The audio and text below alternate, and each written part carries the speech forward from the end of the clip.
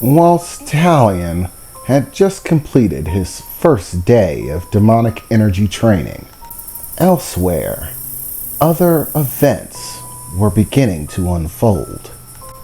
In a place far astray and distant from where Taleon is now, there sit a group of demons of various appearance, some having pale green skin, others being a light red, or even a blood red, some looking close to human and others far from it. Nearly 20 of them all gathered in this place. This is a demon's den, a place where demons gather in order to associate with one another, to trade and barter, to gamble and make wagers, to fight and joke, a place of both frivolity and business. Here you can find the most detestable demons that you could ever hope to come encounter with, in contact with. Currently, most of the people in this den are gathered around a table where two demons seem to be playing a game of chance. Some kind of game utilizing tarot cards. A large brawny demon with long curled horns and patchwork fur, pale gray skin where the fur didn't cover, and blood red eyes, stands dwarfing over a table where countless other demons are gathered, but one in particular seems to be playing him in this game of chance. What appears to be a female demon with long black hair, blood red skin, and small upward curving horns that match the tone and texture of her skin, wearing somewhat disheveled clothing, but far from unattractive. Her eyes a vibrant purple color, and the grin on her face wide and filled with sharp teeth. "Okay, big guy, it's time to put up or shut up," she said to the mass of lumbering demons standing over the table. "What do you say we make this a little bit more interesting? Add a little bit something extra to the wager. For your part, how about that shiny emerald you have there, affixed to that very nice cape? It looks like it'd fetch a pretty penny. How's about you throw that in, big guy?" The demon grunted back. "And why should I do that? The game's clearly in my favor. You've got nothing left to bet. I see no reason to up the stakes, unless you have something worth gambling. Do you have any pretty jewels hidden away in that bodice?" he said, leering down at the red-skinned woman, who just smiled confidently back. "Sorry, big boy, but the only thing in this bodice is, well, bodice. I'm afraid I don't have anything in there to gamble. Or," she said, getting a smile on her face, as she reached one hand up and pulled at her top just a little bit. "Perhaps what's in there is worth something," she said, smiling. "How do you think that would fetch as a wager? I wager what's in this bodice of mine against that little gem you're wearing. I win, I get the gem.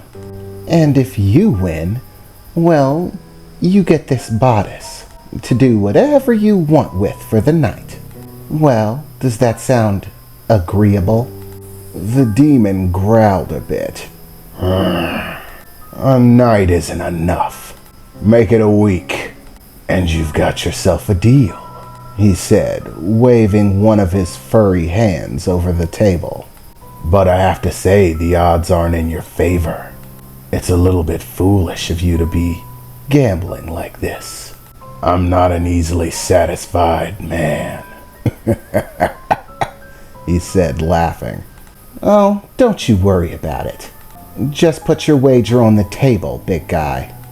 "Fine, as you wish," he said, unclasping the cape he wore around his neck, throwing the emerald along with the golden pin it was affixed with, towards the center of the pile. It now stacked with a myriad of gold, silver, and copper pieces, random pieces of jewelry, whatever anyone had that was of value. "Call.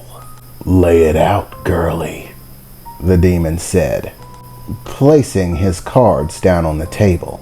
The cards he laid down were tarot cards, 2 of them, the Fool and the Devil. 20 points. Combination. The Devil's Fool. Beat that, girlie. Oh my, that is an impressive hand. It's really hard to beat. Unless you have the Change of Fate card, she said, laying one of the 2 cards in her hand down on the table. The Change of Fate cuts the value of your opponent's hand in half. "Urgh," the demon growled. "Well, that still doesn't mean anything. There are only 3 cards that could possibly win you the game. Even cutting my 20 points down to 10 only leaves you with 3 options for winning. So, what is it?" The woman smiled brightly as she laid down her second card. The Champion. The Champion is worth 12 points, I believe. So, since the value of your hand is cut down to 10, and the Champion alone is worth 12, I believe that means I win, the woman said as she reached out, grabbing the pile of goods and pulling them in her direction. "Well, too bad, so sad, big guy," he said furiously, growling. "Fine, but don't expect me to forget this. I don't take being played a fool lightly." "Go calm down, it's a game, and it's one you lost. It could happen to the best of us. There's no reason to throw a tantrum about it," she said as she scooped all of her ill-gotten goods into a bag that she carried with her, smiling as she did. "I welcome the next time you decide to come play me for a round or 2. Maybe your luck will be better next time." "You had better hope not," he said as he picked his cape up off the table and began walking away. I think tonight has been a good night," she said, scooping the last of the materials into the bag, as she felt a tap on her shoulder. "Buddy, if you're here because I beat you in gambling, I'd suggest you check elsewhere, 'cause if you think I won't mess up that face of yours, you're wrong," she said, as she turned around and was surprised to see a rather debonair-looking man standing behind her. "What? I haven't seen you anywhere, and I definitely haven't played you in any gambling matches. You don't look like you fit in around here, buddy. What's the deal? What do you want?" "Hello, my name is Hamilton. Hamilton Fletch," the tall man said. He was a fairly good-looking man, tall, black hair, a pair of gold-framed glasses that fit perfectly with the rest of his well-maintained attire, a fine black outfit with a white undershirt. Very high-class attire for a place like this. He stood tall, with one hand behind his back, as the other pushed a pair of glasses up on his face, with a single finger lifting them. "I have some business here in the human world. I've been asked to do a favor for someone. As such, I'm looking for someone. And the word has it that of all of the demons that inhabit this world, you're one of the ones who holds the most knowledge, who knows dirty little secrets, and has leverage on many other demons in this world. So, I'm here to ask for your assistance in order to find the person of interest that I speak of. If you help me do so, then you will of course be rewarded graciously." he said, looking down at the woman, as she seemed to count out a few of the coins before placing them in the bag with the rest of her loot. Sorry, but I think I'm going on vacation for a while. I just hit a pretty decent score, and I'm thinking about taking some time off. I assure you that what I'm offering would make the change that you just collected look like nothing at all. This is quite possibly the most profitable venture you'll ever be offered. If I were you, I'd pay attention, the man replied, placing his other hand behind his back and standing as neat and proper as when he first arrived. The most profitable thing I've ever been offered, huh? Well, you certainly talk big. Who the hell even are you? I already told you my name. Other than that, I'm someone who possesses resources that you could use. That's all you really need to know. It was at that point that the large demon began to stroll back over towards the table. Hey, you don't look like you're from around here. What's your business? He said, staring the man down. So, ma'am, are you going to take the arrangement or not? If you wish to see payment, I can show you. Why are you ignoring me? The large demon said as he reached out his hand, grasping the man by his shoulder, and attempting to hold it tightly, squeezing. And in a flash, before the demon even realized what was happening, the man's hand shot out like a bolt of lightning, gripping tightly on the demon's face. And before he could even respond, before anything else could happen, the effects were immediate. Suddenly, his body began to wither, as if every drop of moisture was being pulled out of it. Streams of green energy flowed from the demon into the man's arm, and the hand still tightly gripping his face, as the demon suddenly clutched at the man's arm, trying to remove it, uselessly. All the while, the man's eye contact never broke with the woman with the red skin. The large demon collapsed to his knees, his face still being held tightly, his entire body withering away. Dense, bulky muscles, fur, all shriveling up. Before long, his dense muscles were gone, and all you could see was a gaunt skeleton underneath. The gray skin that tautly squeezed upon it. The thick fur that coated sections of the outside of his body seemed to turn to ash and float away as the demon gasped his last few breaths before stopping moving entirely, at which point the man released his face, his body dropping to the ground. As it impacted, it crumbled, as if it had been turned to ash, as if there was not a single scrap of life essence remaining within his form, and thus he returned to naught but ashes.